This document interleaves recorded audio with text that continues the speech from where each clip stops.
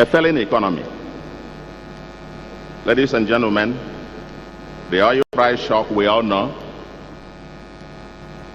But what that has done is to bust the rentier, consumption-based, but dysfunctionally diversified economy of the old.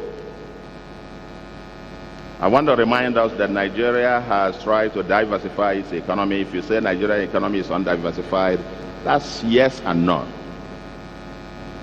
If you look at the structures at 1970, what it was 1980, what it was 1990, and what it is today, you can say Nigerian economy is to some degree diversified. But it's been diversified not necessarily in the right sequence and direction. Our diversification process bypassed the industrialization phase. We've gone from a natural resource economy straight into services, bypassing industrialization. And I will say a word or two as to why that is a very dangerous trend in the process of diversification. And if you want an inclusive and sustainable development, we must go back to begin to correct that. Now, what has happened is that there is GDP compression. We're talking about being in recession or GDP growing by minus 0 point something. That's in Naira terms. In dollar terms, the size of Nigerian economy has compressed by about 50%. I'm not sure many of us do really, from about $575 billion economy to about 296 today. Depending on the exchange rate that you use anywhere. If you use the nearly 400, then you are closer to $250 billion. Because the size of the economy in nominal terms is about 108 or thereabout trillion. So divide that by about 400, you get some numbers. So, we are now back to second position, to South Africa. We used to be the first. So there is massive compression. Per capita income has also come down by about half. The per capita income is growing negatively. The implication of this is that poverty is escalating. Inequality is also escalating. Unemployment is ballooning. The economy is technically in recession. Nominal wage has come down comprehensively. And I want to say a word about this. In Nigeria today, I know that many states are owing salaries. Okay? Many workers, even in the private sector, are also owing salaries. The implication of this is simple. The average Nigerian worker today has his nominal income reduced. See, when a worker works for 12 months and you pay him for 10 months, the implication is that it's 10 months salary divided by 12. That's what it means. So in nominal terms, his monthly income has come down. But at the same time, prices are skyrocketing. And so what you get is that in real terms, the average worker in Nigeria has been massively impoverished. I don't want to talk about unemployment, poverty, and so on and so forth. Capital market is comatose, and so on and so forth. Nominal exchange rate is on a free fall, and with the crude capital controls that you have, it will continue to be so. It will continue to be a moving target, and the distortions in that market will not allow private investment. Private investment will continue to be on a pause with the crude capital controls that you have there and the continuing divergence in the exchange rate market. The federal government budget is very minuscule. It's just barely 5% of GDP. And still, that's the level we have been over time. Or about $80 per Nigerian. That's what our national budget, federal government budget, is all about. $80 per person. And recurrent expenditure is more than our total revenue. And so, more than 100% of the capital expenditure of Nigeria is borrowed.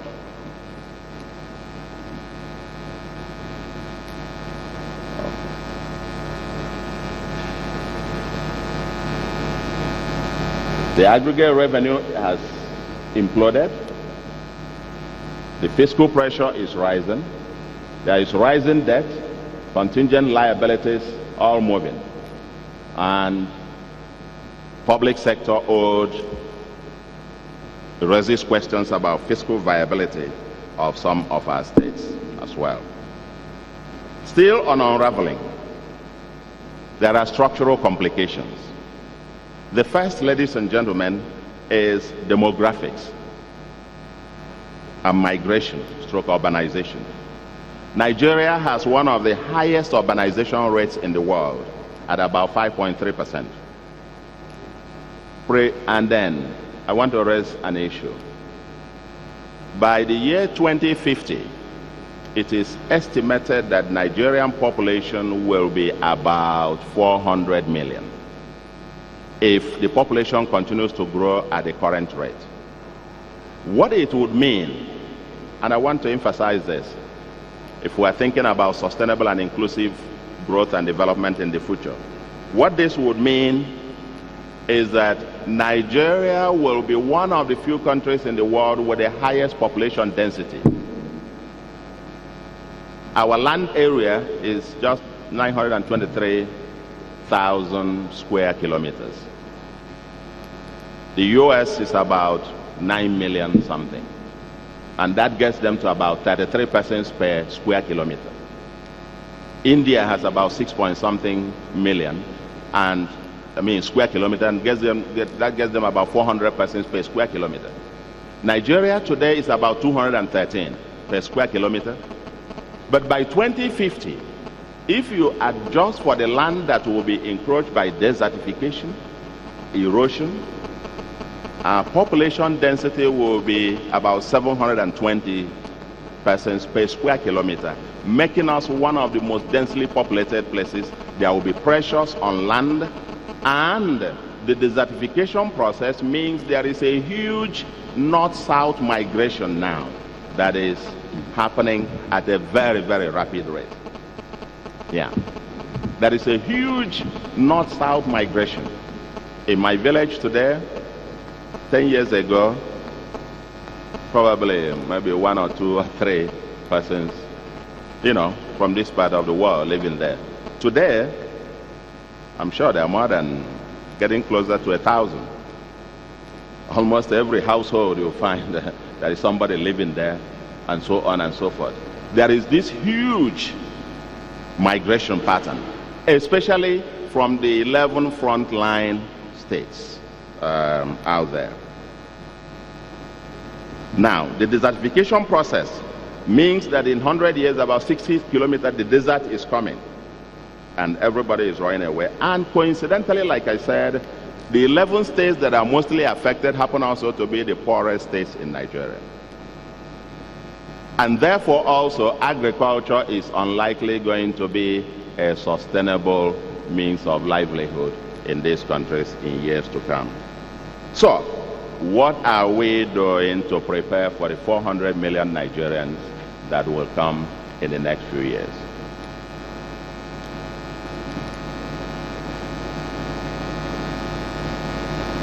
The other structural complications, low savings, low investment.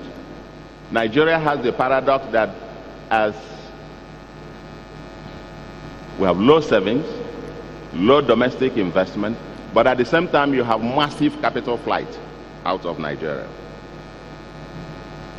We have huge excess capacity with low absorption, huge infrastructure deficits, especially transport and power, weak institutions, pervasive corruption, low value for money in public expenditure, very low productivity and innovation, acute shortage of skills.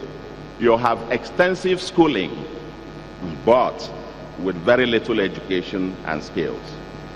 And I want to emphasize this: extensive schooling with very low levels of education and skills acquisition.